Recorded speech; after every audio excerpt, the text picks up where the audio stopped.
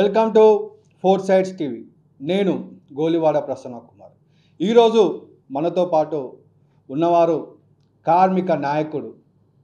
అనేక దశాబ్దాలుగా కార్మికుల శ్రేయస్సు కోసం అల్లుపెరగని పోరాటం చేస్తున్న ధీరుడు, తెలంగాణ రాష్ట్ర మినిమం వేజ్ బోర్డ్ చైర్మన్, అదేవిధంగా ఐఎన్టీయూసీ స్టేట్ సెక్రటరీ జనరల్ అయినటువంటి జనక్ ప్రసాద్ గారు ఈరోజు మనతో ఉన్నారు. సార్ నమస్కారం. సార్ నమస్తే అండి.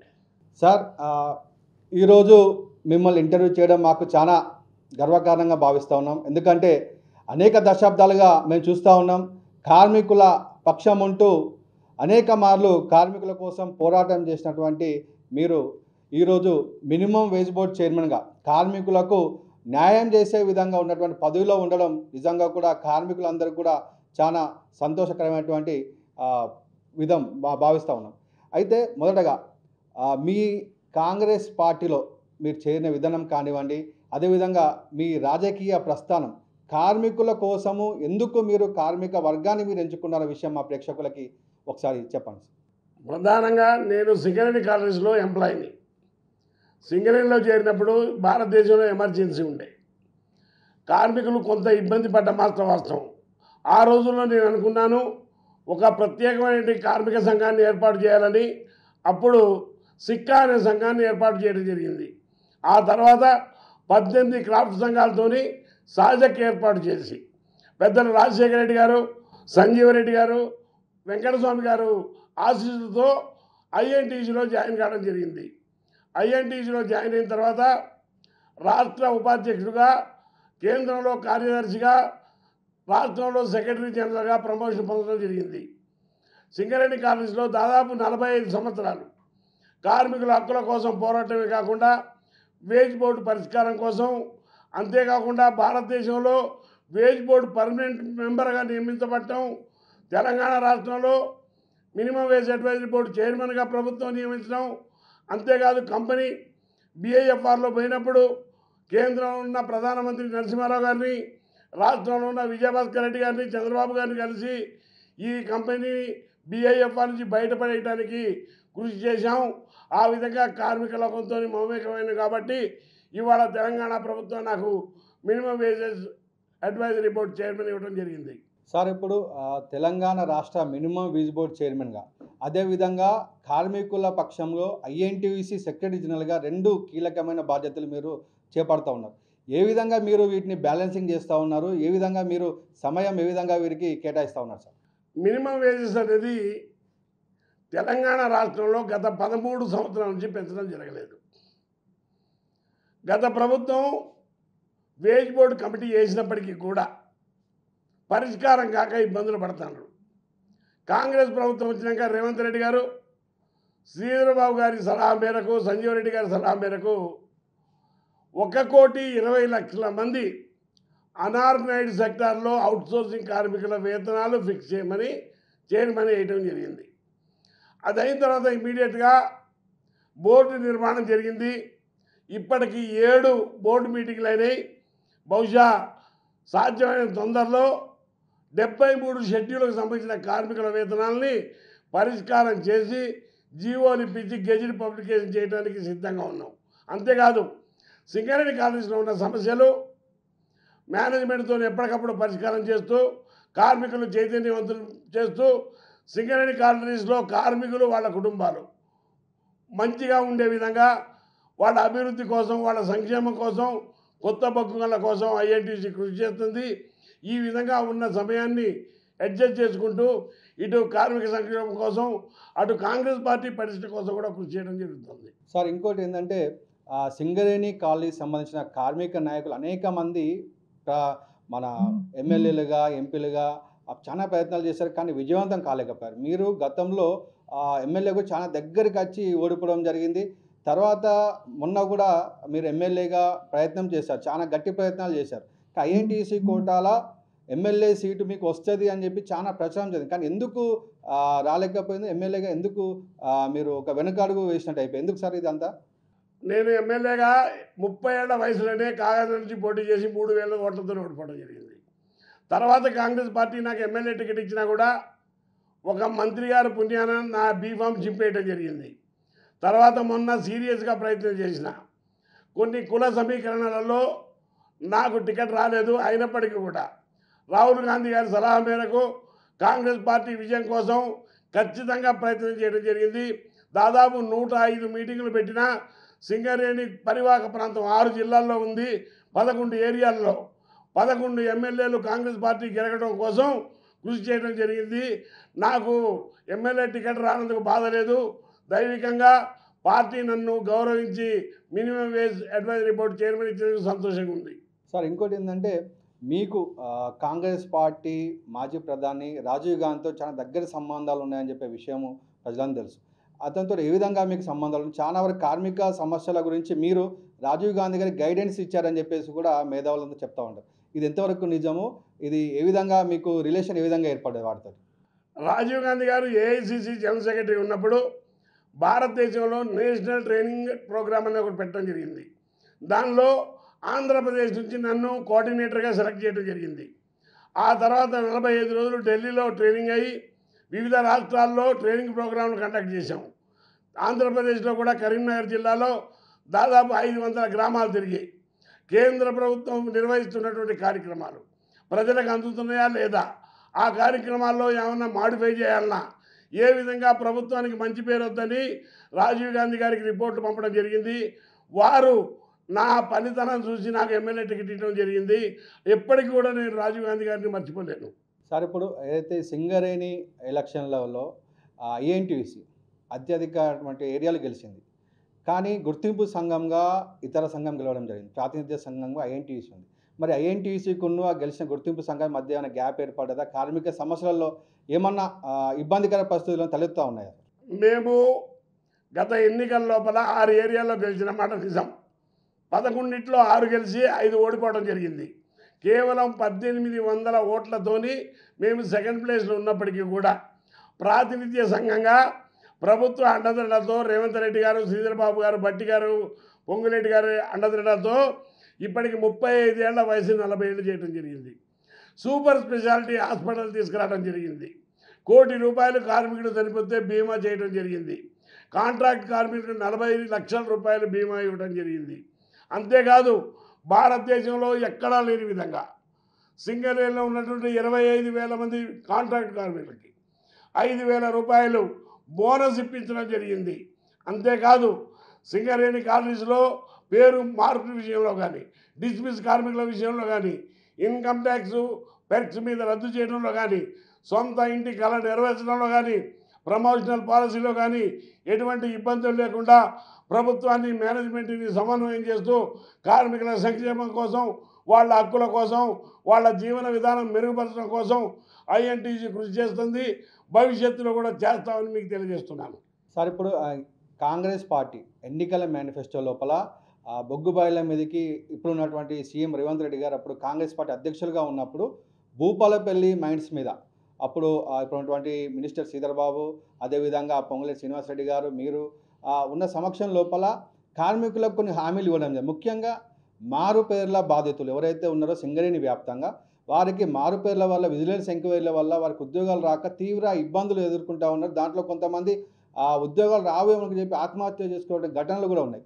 మరి దీనికి నాకు తెలిసిన విషయం ఏంటంటే మీరు నిన్న డిప్యూటీ సీఎం గారితో కూడా మాట్లాడి ఒక సమస్యను పరిష్కార దిశగా తీసుకెళ్లేటువంటి చర్య ఒక అడుగు ముందుకు పడడం తెలిసింది. ఇది ఎన్ని రోజుల లోపల అయ్యే అవకాశం ఉంది? వారికి ఏ విధంగా మీరు భరోసా కల్పిస్తూ ఉన్నారు? మేము రేవంత్ రెడ్డి గారు, శ్రీధర్ బాబు గారు మేమందరం ఎన్నికలప్పుడు ఇచ్చిన వాగ్దానాల్లో భాగంగా 35 ఏళ్ల అప్పర్ ఏజ్ లిమిట్ని 40 ఏళ్ళు చేసిన మాట నిజం కాదా? కార్మికులకి అపాయింట్మెంట్లు ఆపితే వాళ్ళందరూ అపాయింట్మెంట్లు ఆర్డర్ ఇప్పించింది వాస్తవం కాదా?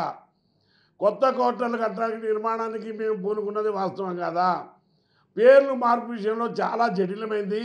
అయినప్పటికీ కూడా గత ప్రభుత్వం కేసీఆర్ గారు మేము చేస్తామని చెప్పి చేయలేకపోయాడు. అదే మేము రేవంత్ రెడ్డి గారిని, బట్టి గారిని అడిగి లీగల్గా ఏ ఇబ్బందులు ఉండవు, కావాలంటే అడ్వకేట్ జనరల్ సలహా తీసుకోండి, వాళ్ళ తండ్రి జాబు కొడుకు ఇవ్వడానికి ఇబ్బంది లేదు, వాళ్ళ వల్ల ఇబ్బంది కాదు, 35-40 ఏళ్ళు తండ్రులు పనిచేసారు, చిన్న చిన్న కారణాలు చూపించి వాళ్ళకి ఉద్యోగం ఇవ్వకపోవడం కరెక్ట్ కాదని చెప్పడం జరిగింది. ఒప్పిడి జరిగింది. సాధ్యమైన తొందరలో మేనేజ్మెంట్తోని అదేవిధంగా ప్రభుత్వంతో మాట్లాడి మారు పేర్ల సమస్య పరిష్కారం చేయడానికి ఐఎన్టీసీ కంకణం కట్టుకుందని తెలియజేస్తున్నాను.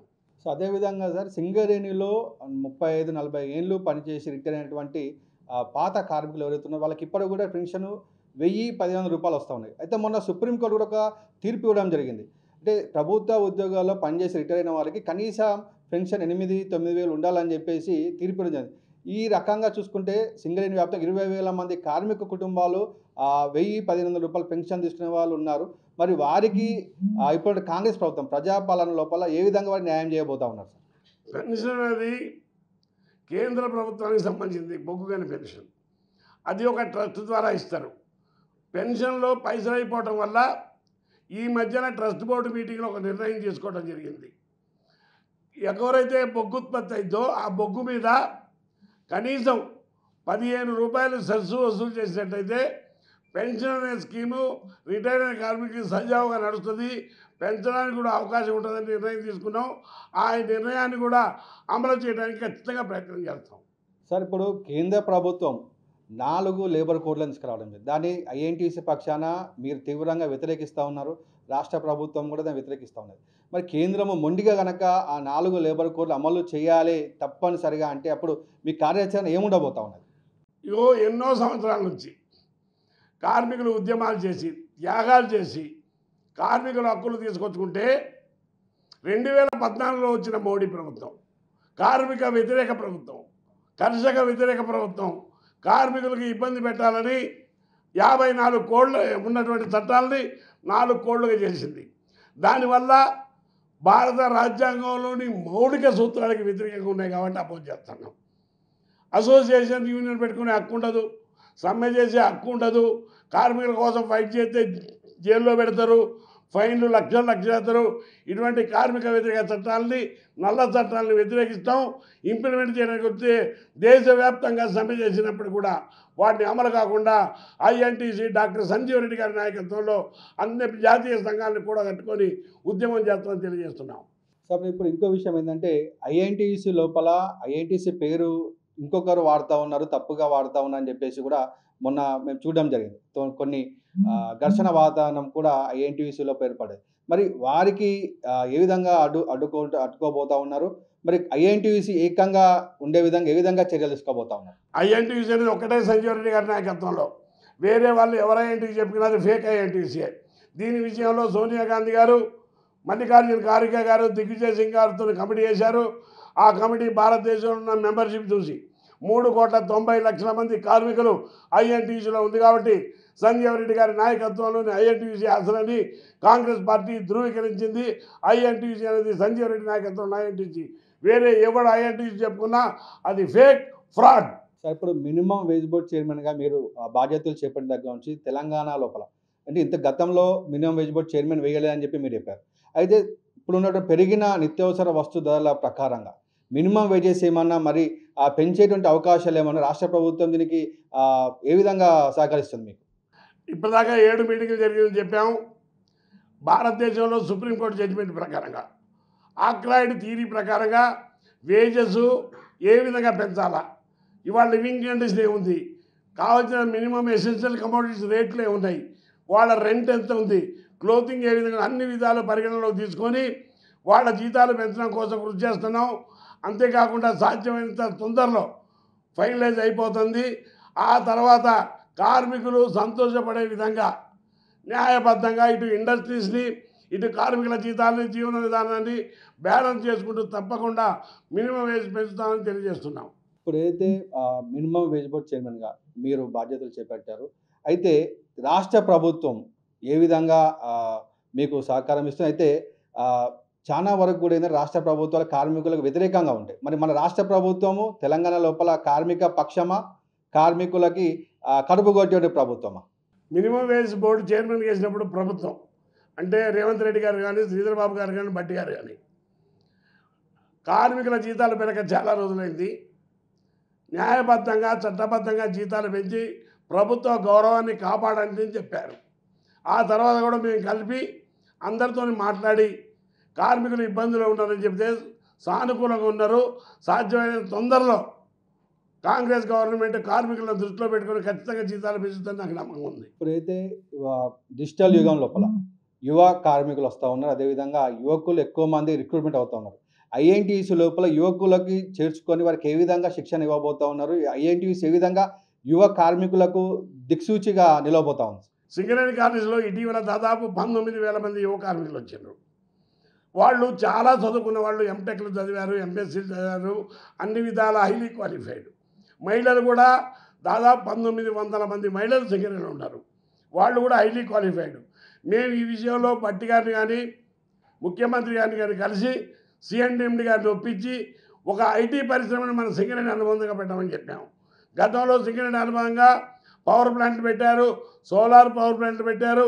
ఇప్పుడు ఐటీ పరిశ్రమను కూడా పెట్టినట్టయితే మన సింగరేణిలో ఉన్నటువంటి ఎంప్లాయీస్ని బెటర్ యూటిలైజ్ చేసుకుని వాళ్ళని ప్రభుత్వంకు అదేవిధంగా రాష్ట్ర ప్రగతి దృష్టి, ఆర్థిక ప్రగతి దృష్టి తీసుకురావడానికి కృషి చేస్తున్నాం. సార్, ఇప్పుడు 500 కోట్ల రూపాయలు, సుమారు 500 కోట్ల రూపాయలతోటి గోదావరి ఖని లోపల సింగరేణి మెడికల్ కళాశాల ఏర్పాటు చేయడం జరిగింది. అయితే ఈ సింగరేణి మెడికల్ కళాశాల లోపల సింగరేణి కార్మికుల పిల్లలకు ఏమైనా రాయితీ కానీ లేకపోతే సీట్లలో కోటా కానీ ఏమైనా ఇప్పించినటువంటి చర్యలు ఏమైనా చేపడుతుంది? ఈ విషయంలో రాష్ట్ర ముఖ్యమంత్రి కానివ్వండి, ఆరోగ్య శాఖ మంత్రి కానీ వాళ్ళ దృష్టికి తీసుకెళ్లి ఏమైనా సింగరేణి కార్మికుల శుభవార్త చెప్పాలన్నారు త్వరలో. సింగరేణి కాలేజీ 500 కోట్లతో పెట్టినటువంటి గోదావరి ఖని మెడికల్ కాలేజీలో ఆల్రెడీ ప్రభుత్వంతో మాట్లాడి 7% సీట్లని సింగరేణి కార్మికుల పిల్లలకి ఇవ్వడానికి నిర్ణయించేశారు. అది చట్టబద్ధంగా ఇస్తారు. వాళ్ళ ఫీజుల విషయంలో కూడా సింగరేణి కాలేజీ చాలా ముందుంది. ఈవెన్ ఐఏఎస్ చదివిన వాళ్ళకు కూడా సింగరేణి కాలేజ్ ప్రిలిమినరీ పాస్ అయితే ₹1,00,000, ఫైనల్కి పోతే ₹1,00,000 ఇచ్చి మొన్న దాదాపు 21 ఐఏఎస్ ఆఫీసర్ సెలెక్ట్ చేయడానికి కూడా సింగరేణి కాలేజ్ కృషి చేసింది. ఆ విధంగా మా కంపెనీ కానీ ప్రభుత్వం కానీ ముందుకు పోతుంది. ఇప్పుడైతే మెడికల్ కళాశాల ఏ విధంగా ఉందో అదేవిధంగా శ్రీరాంపూర్ ఏరియా లోపల పాలిటెక్నిక్ మైనింగ్ కాలేజ్ ఉంది సింగరేణి. అయితే ఇంజనీరింగ్ కాలేజ్ ఏమన్నా సింగరేణి తరపున ఏర్పాటు చేసే అవకాశం ఏమన్నా భవిష్యత్తులో ఉందా? గోదావరి ఖని ఏరియా కానివ్వండి, బెల్లంపల్లి ఏరియా కానివ్వండి, ఈ ఏరియా లోపల ఇప్పటికే ఆల్రెడీ సింగరేణి కాలేజీలో కొత్తగూడెంలో మైనింగ్ కాలేజ్ ఉంది. హైదరాబాదులో సూపర్ స్పెషాలిటీ హాస్పిటల్ సింగరేణి పెడుతుంది. దానివల్ల సింగరేణిలో ఉన్న అధికారులు, కార్మికులు, వాళ్ళ కుటుంబ సభ్యులకు కూడా బ్రహ్మాండమైన దొరుకుతుంది. కాబట్టి ఇప్పుడు దాకా ఉన్న పరిస్థితిని చెప్పగలుగుతా. భవిష్యత్తులో దీని గురించి కూడా ఆలోచిస్తాం. సార్, ఇప్పుడు మీరు 45 ఏళ్ళుగా కార్మిక సమస్యల పరిష్కారం కోసం పోరాటం చేస్తూ ఉన్నారు. మీకు మీ వ్యక్తిగతంగా మీ కార్మిక సమస్యలపైన పోరాటం చేయడానికి ప్రేరణ ఎవరు? మీరు కార్మికులకి ఇన్ని సంవత్సరాలుగా చేస్తున్న మీ లక్ష్యం ఏమిటి? సింగరేణి కాలేజీలోనే కాదు, తెలంగాణ కాదు, భారతదేశంలో ఏ వస్తువుల ఉత్పత్తి కావాలన్నా కార్మిక శక్తి అనేది ప్రధానమైనది. ల్యాండ్, లేబర్, క్యాపిటల్, ఆర్గనైజేషన్, ఆ 4 పాయింట్లలో కార్మిక శక్తి ఎక్కువ ఉంది. కార్మిక శక్తి మంచిగా ఉన్నప్పుడే సమాజం బాగుపడుతుంది, వస్తువులు ఉత్పత్తి అవుతాయి, తద్వారా ఆర్థిక ప్రగతి జరిగింది, దేశం అభివృద్ధిలోకి వస్తుంది. కాబట్టి కార్మిక సంక్షేమం, వాళ్ళ హక్కుల పరిరక్షణ కోసం కృషి చేస్తేనే సమాజం, దేశం బాగుపడుతుందని ప్రగాఢంగా నమ్మేవాడిని. సార్, ఇప్పుడు సింగరేణి కాకుండా ఆర్టీసీ కార్మికులు కానివ్వండి, జీహెచ్ఎంసీ కార్మికులు కానివ్వండి, మున్సిపల్ కార్మికులు కానివ్వండి, అయితే అవుట్సోర్సింగ్ లోపల ఎక్కువ మందిని తీసుకుంటూ ఉన్నారు. ఇంతవరకు వేతనాలు మాత్రము చాలా తక్కువగా ఉంటున్నాయని చెప్పేసి ఆరోపణలు చేస్తూ ఉన్నారు. ఈ మినిమం వేజ్ బోర్డ్ చైర్మన్గా మీరు దాని మీద చర్యలు తీసుకునే అవకాశం అని ఉంది? అందుకే తక్కువ జీతాలు ఉన్నాయి కాబట్టి తెలంగాణలో 73 షెడ్యూల్లో ఉన్నటువంటి 1,20,00,000 మంది అనార్గనైజ్డ్ అవుట్సోర్సింగ్ కార్మికుల జీతాలు పెంచడానికి ప్రయత్నం చేస్తున్నాం. ఇవాళ ఉన్న పాలసీ ప్రకారంగా within the framework of policy ఏ విధంగా వాళ్ళ జీవన ప్రమాణం పెంచాలో దానికి ఆలోచించి జీతాలు పెంచాలని తెలియజేస్తున్నాం. సార్, చివరిగా మా 4 సైడ్స్ టీవీ ప్రేక్షకులు అనేక మంది కార్మికులు ఉన్నారు, యువకులు ఉన్నారు, ఉద్యోగులు ఉన్నారు. సో వారికి మీరు ఇచ్చే సందేశం ఏమిటి? కార్మిక హక్కుల కోసము, వారి హక్కుల కోసం వారి పోరాటం ఏ విధంగా చేయాలి? ఐఎన్టీయూసీ దాంట్లో ఏ విధంగా పాత్ర తీసుకోబోతా ఉన్నది?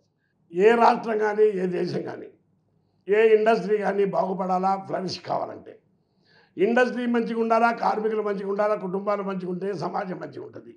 రానున్న రోజుల్లో వస్తువుల ఉత్పత్తి చేయడంలో, సమాజంలో ఆర్థికంగా ప్రగతి పొందడంలో కార్మికులు కష్టపడి పనిచేసి పరిశ్రమని కాపాడుకుంటూ, కుటుంబాలను కాపాడుకుంటున్నైతే రాష్ట్రం, దేశం అభివృద్ధి చెందుతుందని నాకు ప్రగాఢ విశ్వాసం. Thank you sir. ముఖ్యంగా మీ విలువైన సమయాన్ని మా కోసం కేటాయించి, అదేవిధంగా మీ అభిప్రాయాలు, మీ యొక్క ఎక్స్పీరియన్స్ని మా ప్రేక్షకులతో పంచుకున్నందుకు మీకు ధన్యవాదాలు చెప్తా ఉన్నాను సార్. మరొకసారి మనము ఇంకొక అతిథితోటి ముందుకు వద్దాం. చూస్తూనే ఉండండి 4 Sides టీవీ.